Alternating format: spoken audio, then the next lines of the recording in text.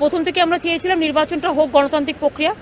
আমি গত বছর এপ্রিল মাস থেকে নির্বাচন করার পক্ষে ছিলাম, কিন্তু যাই হোক কোর্টে কেস গেছে, বারবার কথা বলতে বলতে লেট হয়েছে।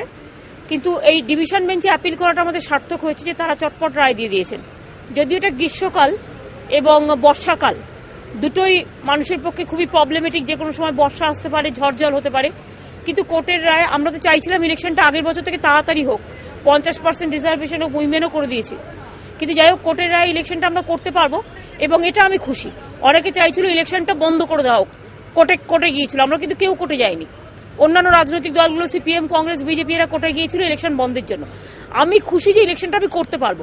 আমি অলওয়েজ চেয়েছি ইলেকশনটা শীতকালে হোক, যার জন্য গত সেপ্টেম্বর, অক্টোবর, নভেম্বর, ডিসেম্বর, জানুয়ারি, ফেব্রুয়ারি খুব চেষ্টা করেছি।